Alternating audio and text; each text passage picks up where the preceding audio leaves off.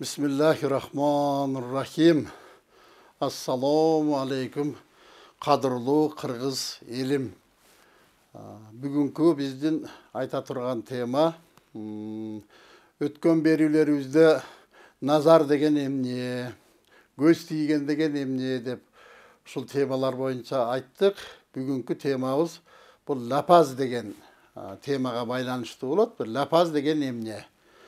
Урматтуу кыргыз журтум, мен ушул жерден бир учурдан пайдаланып айтайын. Бул мен айтып аткан сөздөр, акыл кеңештер, бул реклама эмес, айланайын Кудайым. Реклама эмес, жарыя эмес, мага келгиле деп чакылуу. Сооп деген сөздү биринчи эске алайлы. Анан Кудай Таала бар, Кудай Тааланын ыраазычылыгы үчүн деген. Мен айтып аткан акыл кеңештер, таалим баяндар кимдерге тиешелүү, кимдерге айтылат? Ким Кудай Тааланы жакшы динге ишенген адам болсо, анан азыркы мезгилде ким ооруп, убактылуу ооруп, кыйналып, оорусуна шифа таппай аткан болсо, балалуу боло албай жүргөн болсо, кандайдыр бир депрессияга түшүп аткан болсо, кандайдыр бир жолдордон адашуу болуп аткан болсо, ушуларга бир себепкер болуп, жолдор ачылып, ооруларына шифа тап, балалуу боло албай жүргөндөр болсо балалуу болсун деп, ошого гана соопчулук үчүн, Кудай Тааландын ыраазычылыгы үчүн айтылып аткан сөздөр, ошону туура түшүнүп, эгерде кимдер ошондойго муктаж болгон болсо, угуңуздар, көрүңүздөр. Эгерде кимдин телегеи тегиз болгон болсо, көрбөй эле коюңуздар. Бул жерде мажгурлоо, реклама кыл, жумурай журт, мага келгиле, мен чыктым деген сөз жок. Менин ар бир айтып аткан сөзүмдү талдап угуңуздар. Мен деген сөз жок, Кудай деген сөз бар. Кудай Таалама ишенейли, Кудай Тааламдын мыйзамы менен жашайлы. Ошондо бизде бактылуулук болот деп. Кээ бир учурда кырсыктар болуп атат, өлүм житимдер болуп атат, айыкпаган оор сыркоолор болуп атат. Мына мекендештерибиз канча деген азап тозокторду, башы оорубаган кишинин Кудай менен иши жок дейт. Канча мекендештери ооруп, мына Турцияда, Индияда, Пакистанда кор болуп жатат. Кайыр сураган адам ден соолугуна шифа таппай. Ошолордун бир ооруларына себепкер болуп калабы, бир шифа болуп калабы деген ниетте айтып атабыз. Түшүнгөн адамдар бар, рахмат, ыраазымын. Ыраазычылыктарын айтып атат дейм. Анча-мынча кишилер болот экен бул. Өздөрү базарда же соодагер болсо реклама дегендей түшүнүктүү болот экен. Менин айтканым сооп, менин айтканым Аллах Тааланын ыраазычылыгы үчүн айтам. Бүгүнкү темабыз бир лапаз деген. Бул эмне деген сөз бар. Муну лапаз дегенди билген адамдар бар, билбеген адамдар бар. Бул лапаз деген кандай учурда пайда болот, кайдан чыгат? Бул атайлап окуй турган нерсе эмес. Буну бирөө лапаз салып алып окубайт. Бул сыйкырга да кирбейт. Бул көз тийгенге да кирбейт. Бул каргышка да кирбейт. Айрым жерде бир айтымчылар ошолордун баардыгын эле бир лапазыңды деле, назарыңды деле, каргышыңды деле, көз тийгенди деле бир эле темага байлап, силерде каргыш бар. Каргыш деген ал башка коркунучтуу нерсе. Лапаз, назар деген көз тийген, анан сыйкыр дуа деген бул. 7-8-10 чукул тема бар, аты бар булардын. Ар биринин өздөрүнүн аттары бар, ар биринин өздөрүнүн ооруган белгилери бар, анан өздөрүнүн ар биринин дарылай турган дарылары бар да.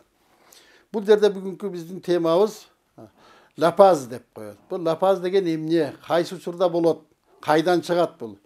Бул дагы энергиядан пайда боло турган, адамдан чыккан энергиядан болгон. Бул атайлап чыгара алат. Бул аргасыздан, адам арданганда, ыза болгондо, капа болгондо, нааразы болуп, таарынганда көкүрөктөн чыгып кетүүчү энергия бул.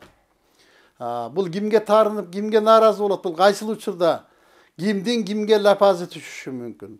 Бул сенин ата-энең эмес, сага мындай бир тууган эмес, сага жардам берген, өзүңдүн жашоо турмушуңда жардам берген адам болот. Бул мисалы мугалим, сени алипени тааныткан агайың, бул сенин устазың, бул сенин тренериң, айырмасы жок, кайсы кесипте болбосо дагы, соода сатсаң да дагы сооданын көзүн көргөзгөн, мал кармасаң мал кармаганды үйрөткөн, машина айдайын десең шопур кылып жол эрежесин үйрөткөн адам. Кыскасы сага бир соопчулук үчүн деп жакшы таалим тарбияга берген агайың.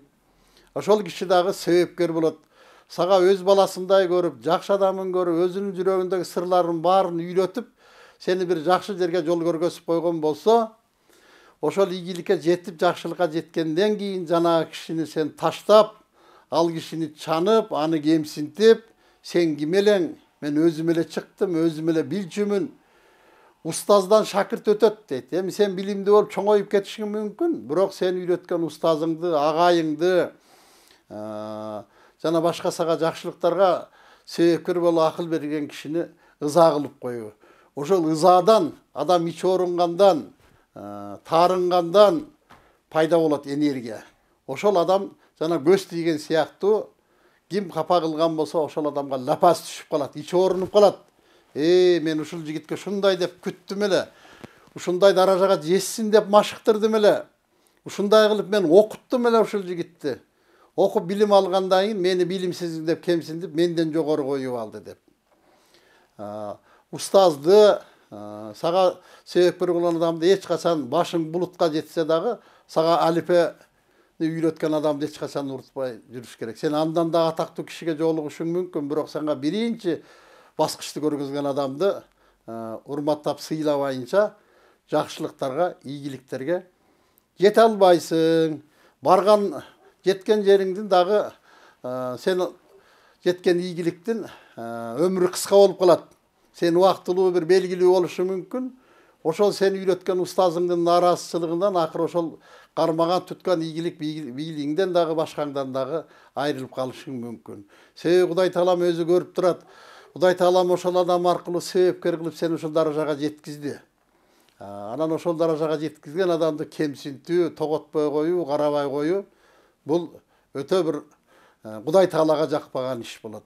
Ушундай учурда лапаз деп коет. Ошол лапаз тийгенде дагы адам ооруйт, кырсыктайт, жолдор ачылбайт, ийгиликтерге жете албайт. Анан ошондой учурда кээ бир билген адамдар болсо кеңеш бериши мүмкүн. Билбеген адамдар болсо башка нерселерди айтып коюш керек. Айтып калышы мүмкүн. Сен кыйын болуп кетип, анан сага көз тийип, анан сени бирөөлөр тосуп атат деген сөз айтып коюш мүмкүн. Лапаз деген сөзгө маани берилбей калат.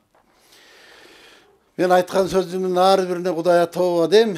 Эми ушул лапазга байланыштуу мен бир окуя айтып берейин. Өзүмдүн тажрыйбымда болгон. Мен ар бир айтып аткан сөзүмө Кудайга тобо дейм. Кудайга шүгүр дейм. Эгер мен кандайдыр бир адамдарга акыл кеңеш жардам берген болсом, бул Кудай Тааланын буйругу деп түшүнүңүздөр. Кудай Таалам жардам берди деп. Ал эми мен себепкермин. Эми ушул сөзүм куру болбош үчүн мындан бир 10 жылдан ашык убакыт өтүп калган окшойт. Мага бир Алматыдан бир казак жигитти катуу оорулуу деп кабыл алууга алып келип атат. Келсе ошо диагнозу врачтардан глононефрит деп 2 бөйрөк отказ берип, пересадка кылыш керек бөйрөктү. Алматыдан, Казакстандан түрдүү дарыларды дарылаш шифа болбой калыптыр. Анан ошо биздин даректи угуп, мурда туугандары дарыланып кеткен экен. Анан кабыл алууга келип атат. Мен кабыл алып, тамырын кармап текшерип көрдүм. Биринчиси чындыгында органический оорулар бар экен, суук тийген, сыз, зак өткөн, сууктан ооруган жерлер бар экен. Анан экинчиси ушул энергический болезнь, лапаз деген. Анан эми анысын айтпай дарыладым. Өзү баса албай көтөрүп келишкен. Шифа тайып, айыкты, басып, өз калыбына келип жакшынакай болуп калды. Анан ошол кезде айттым, сен каяктан болосуң, каякты иштедиң, кандай деп анан кийин сүйлөшүп калсак, анан өзү Кызыл Ордодон болот экен. Алматыда соода иш кылат экен.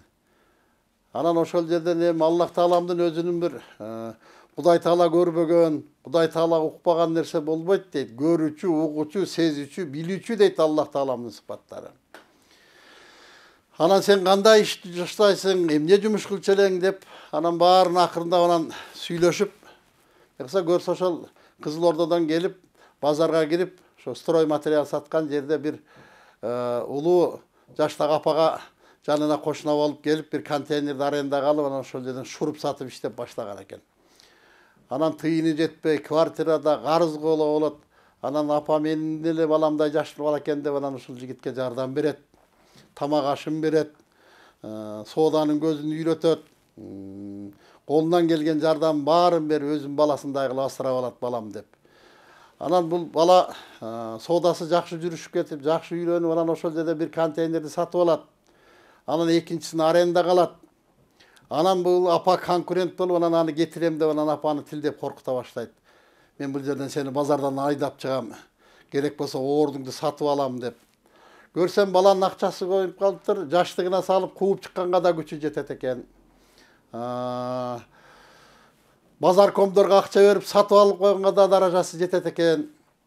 Анан апа коркуп ыйлайт экен, Кудай айланайын, Кудай мен эмне кылдым, бул өзүм баккан балам ушундай кылып жардам берсем. Эми мен жеримди тартып алып, оордумду тартып алып, мен нан таап жей албай калам деп ушунчалык Кудай таалама жалынып ыйлаган экен. Кудай менин кайсы күнөөмө бул?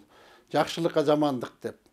Ошо кезде ошол апанын көзүнөн чыккан жаш, жүрөгүнөн чыккан ыйдан пайда болгон лапаз ошол жигитке тийип, анан эки бөйрөктөн отказ берип оорулуу болуп калып атат.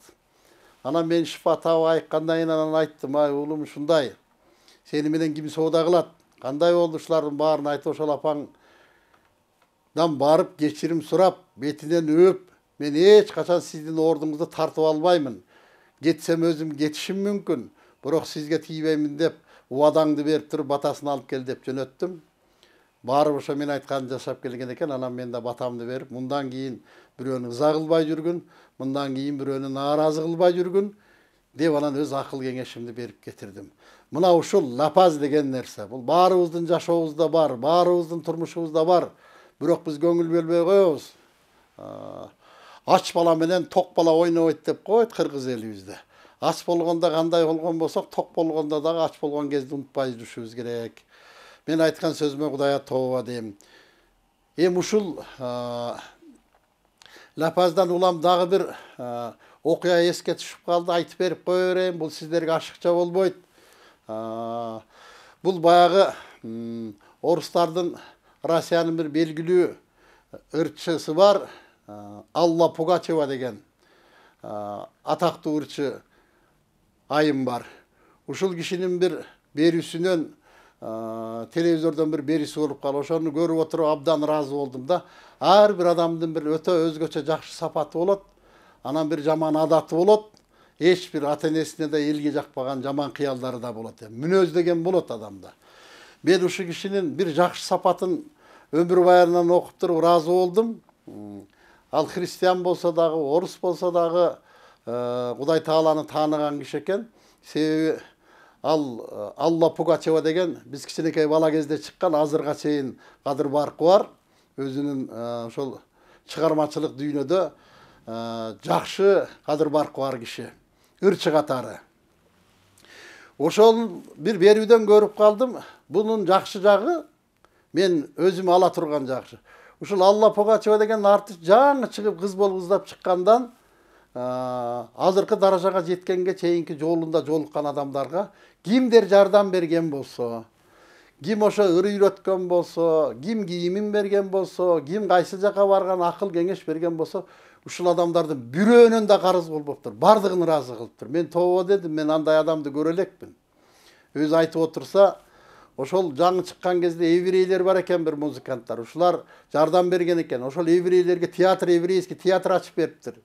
Ошол кезде бир айтымчы айымга жолугуп калып, Алла кызым сен чоңойгондо атактуу кыз болосуң деп батасын берген экен. Ошол айымды ошол күндөн ушул күнгө чейин өзүнүн арамагында экен. Ошонун ичкен жегени, үй бүлөсүн баарын ошол содержать этет экен, ошол Алла Пугачевага кармап.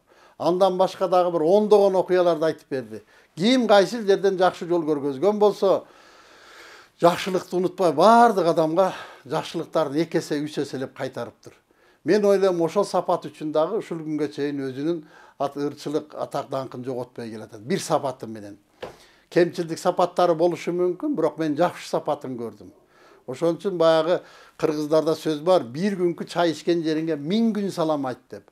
Кыргыз атам айтып койгон. Бир күндө бир жолу бир үйдөн бир чыны чай ичкен болсоң 1000 күн салам айт деген. Ал деген өткөн күнүңдү унутпагын. Сени ким төрөп жараткан болсо, ким сени тарбиялаган болсо, ким сени машыктырган болсо, ошол жакшылыкты эч качан унутпай жүрүшүбүз керек экен. Ошол лапаз деген тема ушундай болчу. Эгерде ушул мен айткан сөз сиздерге кандайдыр бир таасир жардамы тийип, қалған болса, мен айтқан сөзіме өзім разы болам.